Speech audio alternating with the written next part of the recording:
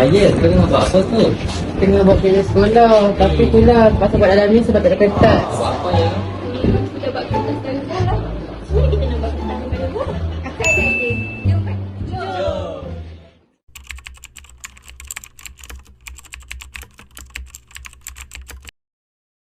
Projek inovasi kami bertajuk Fruit Paper, kertas mesra alam daripada sisa makanan.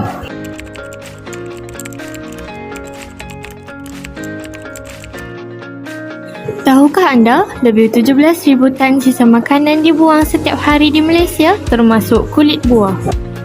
Pada masa yang sama, industri kertas menyumbang kepada perdagangan pokok yang besar-besaran.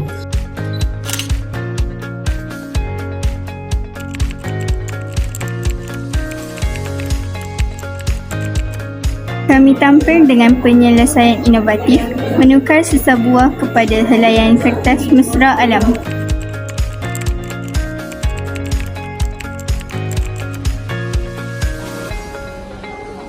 Proses ini bermula dengan mengisar kulit buah, menjadikannya pulpa dan mengeringkannya dalam acuan khas.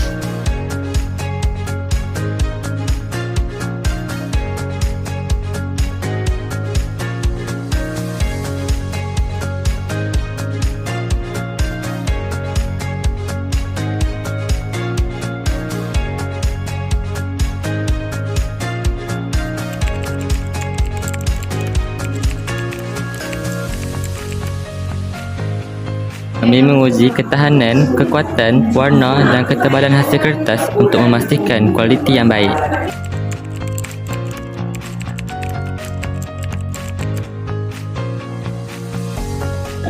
Kertas ini sesuai untuk kegunaan pelajar, guru dan komuniti sebagai bahan pendidikan atau produk komersil.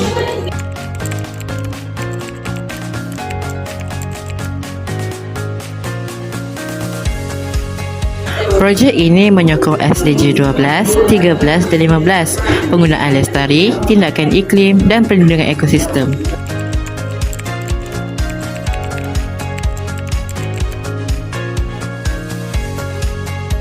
Kami merujuk kajian yang membuktikan selulosa dari buah boleh menggantikan pulpa kayu. Kawan-kawan, inilah hasilnya. Wow, terima kasih.